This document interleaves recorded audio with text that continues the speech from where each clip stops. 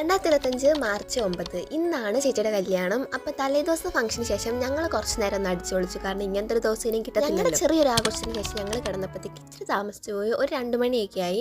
പിന്നെ ഞങ്ങൾ 1 മണിക്കൂറാണ് കഷ്ടിച്ചൊന്ന് ഉറങ്ങിയത്. അത് കഴിഞ്ഞ് ചേച്ചിയുടെ കൂടെ ഞാൻ പാർലറിൽ പോയി. പിന്നെ അവിടെ കിടന്ന് ഞാൻ കുറേ നേരം ഉറങ്ങി. ഹെയർ ഭയങ്കര പാടാട്ടോ മാനേജ് ചെയ്യാൻ വേണ്ടി. പിന്നെ എനിക്കത് ചെയ്തു തന്നത് അവിടുത്തെ ഒരു ചേച്ചിയാണ്. ഞാനും ചേച്ചിയും കൂടെ കുറേ നേരം സംസാരിച്ചൊക്കെ ഇരുന്ന് പതിയെ എങ്ങനെയൊക്കെ അത് തീർത്തെടുത്തു. ഞങ്ങോട്ട് വന്നപ്പോഴത്തേക്ക് ചേച്ചിയുടെ ഫേസ് എല്ലാം കഴിഞ്ഞു. സാരി സെറ്റുവാണ്. പെട്ടെന്ന് ധൃതിക്ക് ചെയ്യുകയാണ്. 8:30 ആകുമ്പോഴത്തേക്ക് അവിടെ ചെല്ലണമെന്ന് പറഞ്ഞു. ഇവിടെ നമ്മുടെ വീട്ടിലേക്ക് കുറച്ച് ദൂരമുണ്ട്. അപ്പോൾ ഫോട്ടോഗ്രാഫേഴ്സ് പറഞ്ഞായിരുന്നു 8:30 വന്നാൽ അവിടെ അടുത്തെവിടെയോ ലൊക്കേഷൻ ഉണ്ട്, അവിടെ കൊണ്ടുപോയി 2-3 ഫോട്ടോസൊക്കെ എടുക്കാം എന്നവർ പ്ലാനിലാണ് പറഞ്ഞത്. എനിക്കാണ് ഇയർ ചെയിൻ ഇടുന്നത് ഭയങ്കര ആഗ്രഹമായിരുന്നു. അങ്ങനെ എനിക്ക് ഇയർ ചെയിൻ വെച്ചിട്ട് ഒരു സിമ്പിളായിട്ട് എനിക്ക് ഇഷ്ടപ്പെട്ട ഒരു ഹെയർ സ്റ്റൈൽ സെറ്റ് ചെയ്തു. രാവിലെ ഞങ്ങളെ കൊണ്ടുവിട്ട അമലേടനാണ്. അപ്പോൾ തിരിച്ചു ചേട്ടൻ പോയില്ല, കുറച്ച് ദൂരമുണ്ട്. അപ്പോൾ അങ്ങോട്ടും ഇങ്ങോട്ടും 4 വട്ടം പോകണ്ടല്ലോ എന്ന് വെച്ചാൽ ചേട്ടൻ അവിടെ തന്നെ കാറി കിടന്നങ്ങ് ഉറങ്ങി. അങ്ങനെ ലാസ്റ്റ് എല്ലാം കഴിഞ്ഞു. പിന്നെ മേക്കപ്പ് എങ്ങനെ ഉണ്ടെന്നുള്ള റിവ്യൂ പറയുവാണ്. ഇവർക്കൊരു പേജ് ഉണ്ട്, അപ്പോൾ അതിൽ അവർക്ക് ഇടാൻ വേണ്ടി.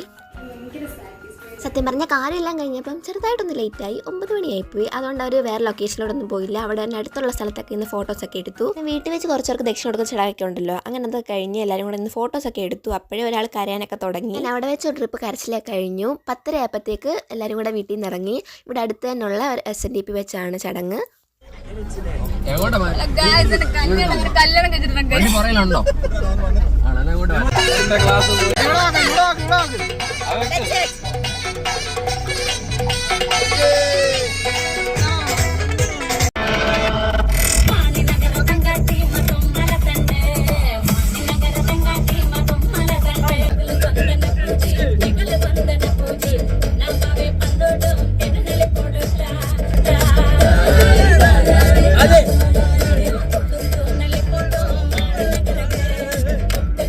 സമയത്തൊന്നും കല്യാണത്തിൻ്റെതായിട്ടുള്ള ടെൻഷൻ ചേച്ചിക്കില്ലായിരുന്നു. എല്ലാവരുമായിട്ട് അടിച്ചു പൊളിച്ച് കൂളായിട്ട് മാക്സിമം എൻജോയ് ചെയ്ത് കല്യാണം കഴിക്കുക, അങ്ങനെ ഒരു മൈൻഡായിരുന്നു. അതിൻ്റെ അകത്ത് തന്നെ ഇരുന്ന് ചെറുക്കനെ സ്വീകരിക്കുന്നതൊക്കെ കണ്ടു. ചേട്ടൻ ഭയങ്കര മാസമായിട്ട് കൂളിംഗ് ഗ്ലാസ് ഒക്കെ വെച്ചുകൊണ്ടായിട്ടോ നിൽക്കുന്നത്. അങ്ങനെ പൊന്നൂസിൻ്റെ അമ്മയൊക്കെ എത്തിയിട്ടുണ്ട്. കുറച്ച് നേരം കൂടെ ഉള്ളൂ ഇനി ആഘോഷമൊക്കെ. മുഹൂർത്തം ആറായി.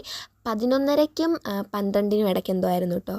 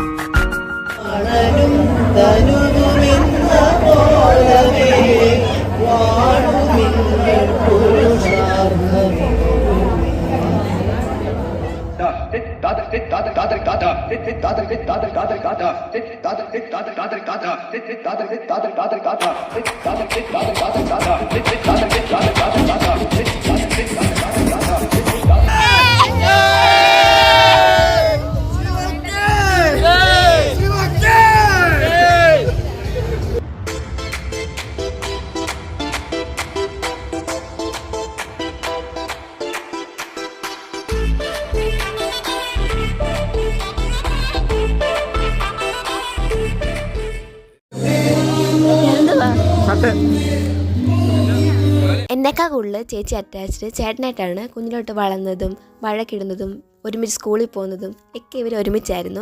അപ്പം ഞാനുമായിട്ട് ചേച്ചി ഒത്തിരി അറ്റാച്ച്ഡ് അല്ലായിരുന്നു. ഓണത്തിൻ്റെ ക്രിസ്മസിൻ്റെ ഒക്കെ വെക്കേഷനും ലോങ് വെക്കേഷനും ഒക്കെ ചെല്ലുന്നതല്ലാതെ എപ്പോഴും ദൂരമായിട്ട് അങ്ങോട്ടൊന്നും ചെല്ലാറുമില്ല. ചെന്നാൽ തന്നെ ഞാൻ അവിടെ ചെന്ന വഴക്കുമാണ്. ഇങ്ങനെയൊക്കെ ആണെങ്കിലും കല്യാണത്തിൻ്റെ കാര്യം വന്നപ്പോഴത്തേക്കും എല്ലാവരും കൂടെ ഒരുമിച്ച് കൂടാം, രസമായിരിക്കും. അങ്ങനെയൊക്കെ എക്സാം ആയതുകൊണ്ട് തന്നെ കല്യാണത്തിന് 2 ദിവസം മുമ്പാണ് ഞാൻ വന്നത്.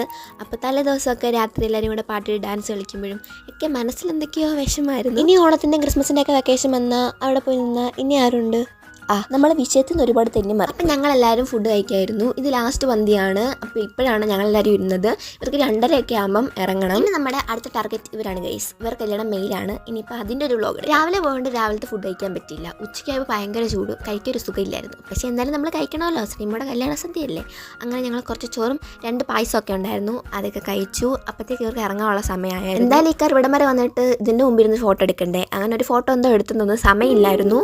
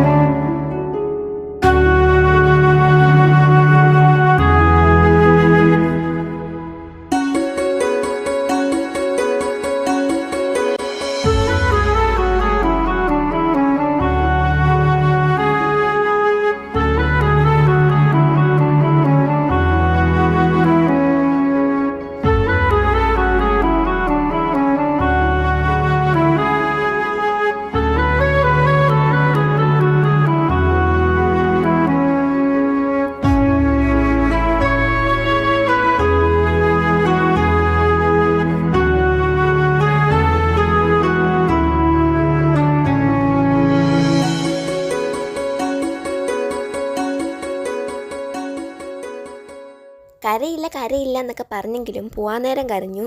എന്തൊക്കെ പറഞ്ഞാലും വീട്ടിൽ നിന്ന് അങ്ങനെ മാറി നിൽക്കാത്ത ഒരാളല്ലേ. അപ്പം അതിൻ്റെ വിഷമം കാണുമല്ലോ. ആർക്കും വിഷമമായിരുന്നു. ഈവൻ ഈ വോയിസ് ഓവർ ചെയ്യുമ്പോൾ പോലും നമ്മുടെ കൺട്രോൾ പോകുന്നു. അങ്ങനെ അവർ പോയി. ഓണത്തിൻ്റെ ഇടയ്ക്ക് ഫുഡ് കച്ചവടം എന്ന് പറയുന്ന പോലെ വേറൊരു ഭാര്യയും ഭർത്താവിൻ്റെ സ്നേഹപ്രകടനം കണ്ടോ. ഇതെവിടെ കിട്ടും ഇത്രയും സ്നേഹമുള്ള ഭാര്യയും ഭർത്താവിനെ. ഞങ്ങളും തിരിച്ച് വീട്ടിൽ പോയി. റിസപ്ഷൻ്റെ വീഡിയോ അടുത്തായിട്ടിടാം കേട്ടോ.